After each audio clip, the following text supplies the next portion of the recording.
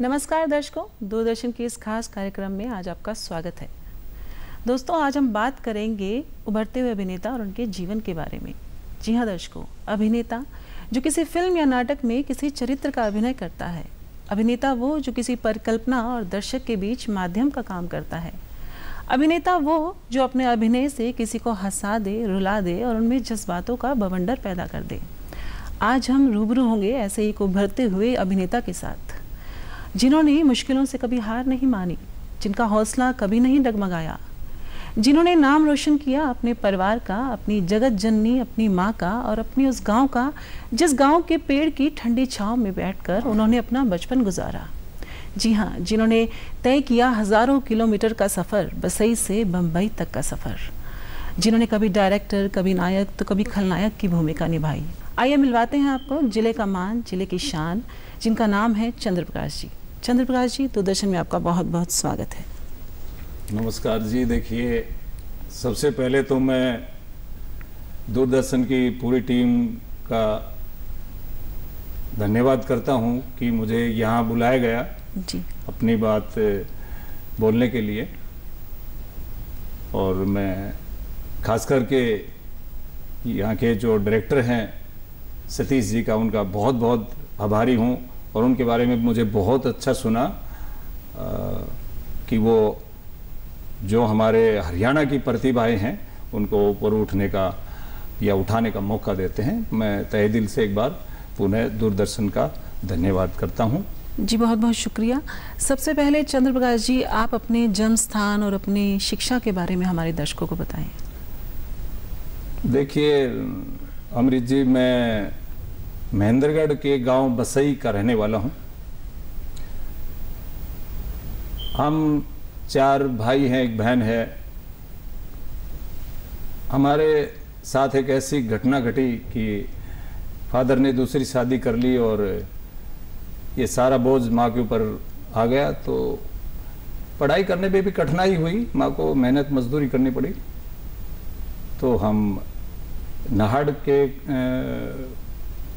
कोसली और नाहड़ के बीच में एक कॉलेज है, जैसे आप उसे कोसली भी कह सकते हैं, नाहड़ भी कह सकते हैं। वहाँ से मैंने अपना पढ़ाई का जो है वो पूरा सब किया। और उसके बाद हम सोचते थे कि कुछ और पढ़ेंगे, लेकिन ऐसा नहीं हो पाया क्योंकि कई परिस्थिति ऐसी थी कि पूरा परिवार का बोझ जो था वो मेरे कंधों के ऊपर था। माँ मजदूरी करती थी, घर में 6 मेंबर थे, तो मुझे बड़ी तकलीफ होती थी उस समय कि माँ को मजदूरी ना करने दूं, मैं कि माँ मजदूरी नहीं करे। मैंने बच्चों को पढ़ाना शुरू किया। उस समय क्या पैसे लेते थे, 1 महीने का 1 रुपया एक बच्चे से 50 पैसे। तो ऐसे करके बहुत लंबा सफर ये मैंने तय किया। और मैं बस इतना ही कहना चाहूँगा कि मेरी माँ का आशीर्वाद है और मेरी मेहनत है। जी, यही हमारी कामना है कि माँ का आशीर्वाद बना रहे आप पर। तो हमें ये बताइए कि एक ऐसा व्यक्ति जो पुलिस अधिकारी बनने का सपना देखता है जी, वो कहीं दूर बॉलीवुड में जाकर अब हीरो बनना चाहता है, इसके पीछे की क्या कहानी है? देखिए मैम जी, मैं आपको बताऊं कि मेरे मोस्टली मित्र पुलिस में जो ये आज समाज में या पीछे होता है, जैसे क्राइम या ऐसे, मैं भी सोचता था, मैं उनसे कंसल्ट करता था, यार तुम इनको रोको किसी तरीके से, तुम अपना पूरा फर्ज पूरा करो। मैं भी सोचता था पुलिस में भर्ती हूँगा और जुर्म नहीं होने दूंगा, चाहे उसके लिए चाहे मेरी वर्दी उतर जाए। इत्तेफाक से एक बार मैं जयपुर गया, जो हमारी सौतेली माँ है। अब क्या बोलूं मैं, ठीक है सौतेली माँ ही कहेंगे। तो हम वहाँ गए तो अब परमात्मा ने आवाज़ ऐसी दी है कि वो हिंदुस्तान के बहुत बड़े महानायक से मिलती है। लोग कहते हैं कि नकल करता है, ऐसा कुछ नहीं है। तो मेरा रखरखाव ऐसा है अमिताभ जी जैसा। तो माँ ने कहा, सौतेली ने, अरे बहुत बड़े एक्टर आ गए हैं। मेरे ऊपर एक ऐसी टिप्पणी की, मुझे अच्छा नहीं लगा। और कहा तेरी राजमंदिर सिनेमा में फिल्म लग रही है अरे तेरी फिल्म देखने जाएंगे हम। तो उस दिन मैंने सोचा एक्टर ही बन के दिखाएंगे, नहीं जाएंगे कहीं। बस सब छोड़ छाड़ के मैम मैं और इस लाइन को चुना। तो उस तंज ने, उस टिप्पणी ने आपको अंदर तक झकझोर दिया। तो आपने एक अधिकारी बनने के बजाय आपने एक्टर बनने का फैसला लिया। मैंने फिल्म लाइन में जाना बेहतर समझा। तो अब कैसा लगता है, कैसा महसूस होता है जब आपको आपके गांव वाले एक बड़ी प्यार की और सम्मान की नजर से देखते हैं? कैसा लगता है जब आप अपने गांव लौट कर आते हैं? सबसे पहले तो मैं गांव बसई का जी, मेरे जो जिला महेंद्रगढ़ में, मैं उनके सबके चरणों में जो है अपना शीश झुकाता हूँ। पूरा गांव मुझे अपना बेटा मानता है, मुझे बहुत प्यार करते हैं। उस समय की बात कहूंगा मैं, मेरे पास कपड़े नहीं होते थे, मैं अपने मित्रों से बोलता यार एक कपड़े दे दे, मेरे वहां जाना है। किसी से जूते लेता, किसी से किताब लेता, मतलब सब पूरे गांव ने मुझे बहुत सपोर्ट किया, पैसे से, गाड़ी से। तो मेरा जो गांव है, मैंने वहां जो ये आज जो वो देख रहे हैं, आज वो कहते हैं कि हमने पाल पोस के अपने बेटे को बड़ा कर लिया। तो वो मुझे कहने में भी बड़ा जो है ना गर्व फील हो रहा है कि आज जो है मैं जो भी हूं मेरे गांव बसई की वजह से। मेरे पड़ोसी गांव है मैम, जैसे पाली बाबा जयराम दास, खुड़ाना, आदलपुर, आकोदा, ये मुझे इतना प्यार करते हैं मैम कि जब हमारा लंच का टाइम होता है तो लोग अपने आप बोलने आ जाते हैं आजकल लंच हमारे कर लीजिए। तो ये इतना प्यार मिला है, ये कम है क्या? तो कहीं ना कहीं आप एक सिर्फ माँ के बेटे नहीं, आप पूरे गांव के बेटे हैं, ऐसा आपको प्यार मिला है वहां से। तो आगे बढ़ेंगे और अगला सवाल मेरा है कि आपने अब तक किन किन फिल्मों या नाटकों में काम किया है और आगे भविष्य में आपकी क्या योजनाएं हैं? देखिए मैम, मैंने 8वीं क्लास में जब था तो मैंने एक फिल्म में काम कर लिया। मैं उसका नाम नहीं लेना चाहूंगा क्योंकि मेरे साथ ठीक नहीं हुआ, फिल्म रिलीज नहीं हुई। जैसे मैं इस लाइन में पहले फर्स्ट टाइम पे आया तो मुझे एक अपने ही एक डायरेक्टर, हरियाणा का डायरेक्टर बॉम्बे में रह रहा है, उससे मेरी मुलाकात हुई। उन्होंने मुझे एक फिल्म बन रही थी छोरी नंबर 1, उसमें मुझे एक मास्टर का रोल दिया, वो भी विलन। मैंने कहा यार मैं विलन कहाँ से दिखता हूँ, लोग कहते हैं पतला सा आदमी है यार। बोले यार एक बार बाहर निकल के देख। मैंने कहा नहीं यार वो विलेन वाला नहीं है, मेरे को पॉजिटिव रहता। तो छोरी नंबर 1 में उन्होंने मुझे दिया। बॉम्बे के बड़े बड़े आर्टिस्ट किरण कुमार जी, शिवा, गुरबचन, काफी उसमें आर्टिस्ट है। उसके बाद में तो मैम फिर ऊपर वाले की दया, गांव बसई का प्यार, मैंने मुड़ कर नहीं देखा। तो अब तक सर किन किन नाटकों में आपने काम किया, उसके बारे में हमारे दर्शकों को कुछ बताएं। मैंने सर उसके बाद छोरी नंबर 1 के बाद प्यार में ऐसा होता है हिंदी फिल्म की। उसके बाद मैंने अपना है कौन की, जो मैंने खुद डायरेक्ट की, प्रोड्यूस की। उसके बाद मैंने प्रयास बनाया। उसके बाद में मैं NCR किया जो अभी रिलीज हुई है। उससे पहले मैंने छोरा भाव कसूत, छोरा बिगाड़ दिया घर का ने, भाव BA पास, काफी फिल्में की मैम। हरियाणवी और हिंदी सिनेमा दोनों को अपना योगदान दिया। साथ निभाना साथिया में भी काम किया, सावधान इंडिया में भी किया, और अपना ये पृथ्वी वल्लभ सीरियल चलता था मैंने उसमें भी किया, चंद्रशेखर भी किया। तो यूं करके मैम बस सिलसिला फिर चलता रहा। तो सर जिंदगी के कुछ पल वो बड़े खास होते हैं जब आपको अपनी मेहनत का फल मिलता है। जी। कैसा महसूस हुआ जब पहली बार आपको अपना पेचेक अपने हाथों में मिला? देखिए मैम, वो तो ऊपर वाला जानता है या मेरी माँ जानती। फिर भी थोड़ा सा हमारे दर्शक भी जानना चाहेंगे कि एक ऐसा उम्दा एक्टर जो फिल्म इंडस्ट्री में अपना नाम कमाना चाहता है, उसके हाथों में जब उसकी पहली कमाई आई तो उसे कैसा महसूस हुआ? मैम वो कमाई जो है मुझे लगा कि मेरी सच्ची मेहनत और मेरी माँ का आशीर्वाद से आज मुझे ये जो चेक मिला, ये मुझे जो कमाई मिली है, आप यकीन मानिए वो मैंने मेरी माँ के रियल में ऐसे चरणों में रख दिया था चेक। और मैंने कहा माँ इसमें से मुझे 1 रुपया नहीं चाहिए, सबसे पहले आप अपने पैर की जूती लाएंगे इनमें से। तो माँ का जो आशीर्वाद था वो माँ के ही चरणों में आपने अर्पित कर दिया। जी। और आगे बढ़ेंगे। आपने अभी बताया था कि आप अमिताभ बच्चन के फैन हैं, उनके जैसा आपको एक्टिंग का जुनून है, आप करना चाहते हैं, आपके रोल मॉडल हैं। तो उनका कोई डायलॉग या उनकी आवाज़ में हमारे दर्शकों को कुछ बताएं। देखिए मैम, बात तो डायलॉग की है, तो अमिताभ जी का मुझे कोई डायलॉग पूरा याद नहीं, फिर कोई जो और किसी की डायलॉग नकल करता है डायलॉग तो उसको याद है। यस यस, तो आपका अपना ही स्टाइल है। हाँ, वो मुझे लोग कहते हैं ये नकल करता है, जबकि ऐसा नहीं है। मैं वो नेचुरल आप वो नेचुरल वे में कोई अपना कोई डायलॉग अपने नाटक का या अपनी आवाज में कुछ हमारे दर्शकों को अगर बताना चाहें। देखिए मैं दर्शकों से ये कहूंगा कि गिरी से गिरकर जो मरे मरे की बार, और चरित्र गिरी से जो गिरे बिगड़े जन्म हजार। बस इसी में सब कुछ आ जाता है।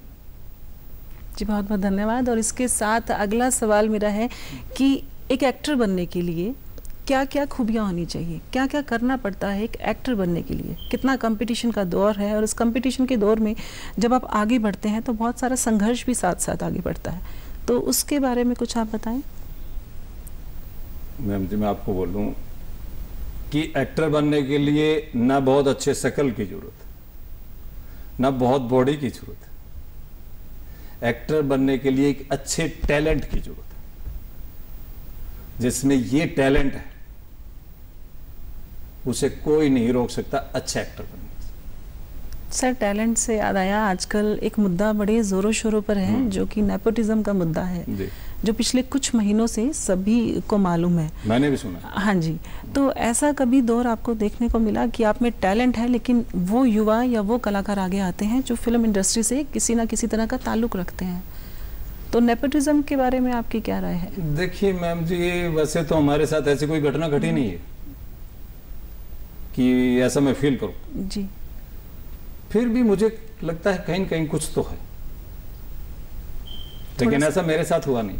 आपके साथ नहीं हुआ? आपने होते हुए देखा है? कुछ फील होता है कई बार, कुछ फील होता कि ऐसा हो सकता है।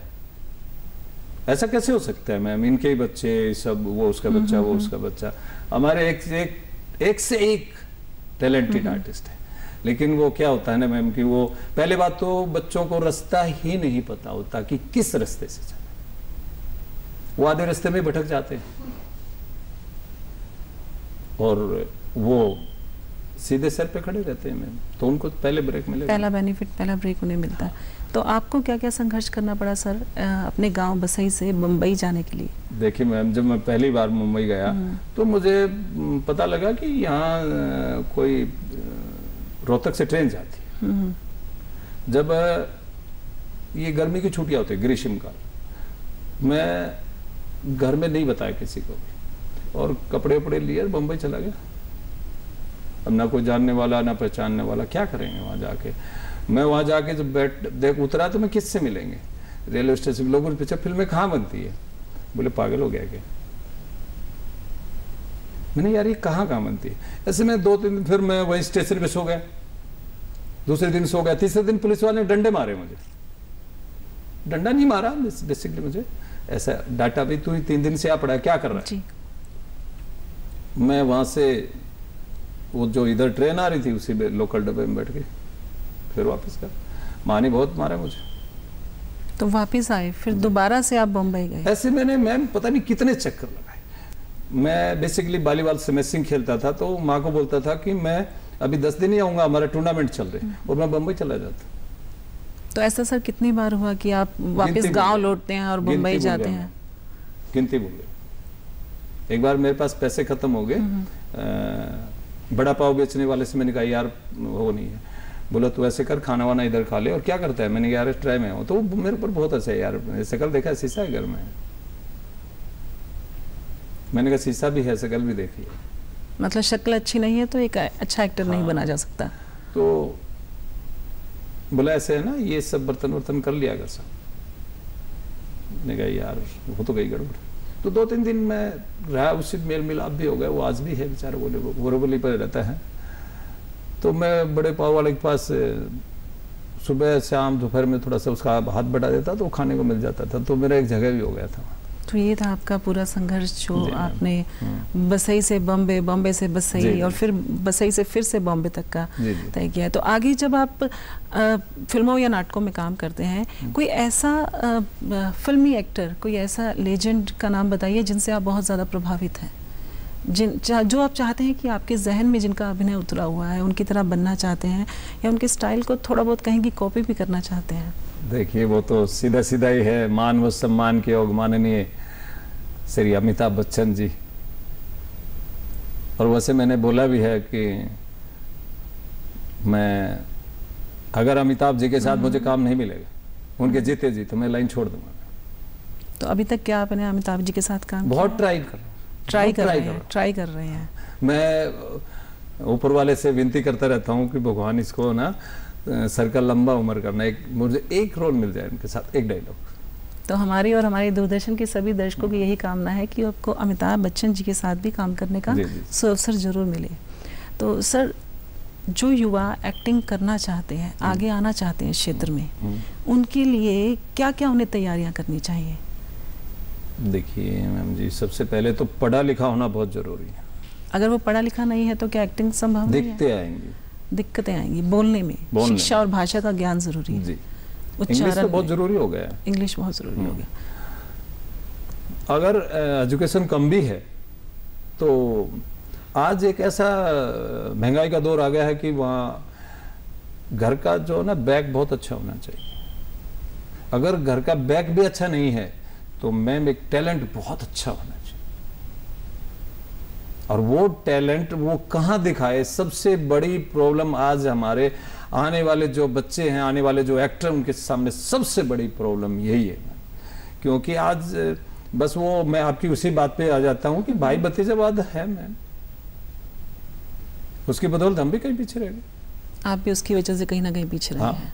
ये सही है। लेकिन अभी तक आपने अपने सपने को मतलब आगे बढ़ने की ठानी है। आपका सपना है कि अमिताभ बच्चन जी के साथ काम करना है, मतलब चाहे वहाँ भाई भतीजावाद होता है लेकिन फिर भी आप पीछे नहीं हटेंगे, क्योंकि जो सपना है अमिताभ जी के साथ वो आपने पूरा करना है। वो तो बस मालिक करे और आप सबकी दुआ हुई तो मैं वो काम करके रहूँगा। जरूर सर।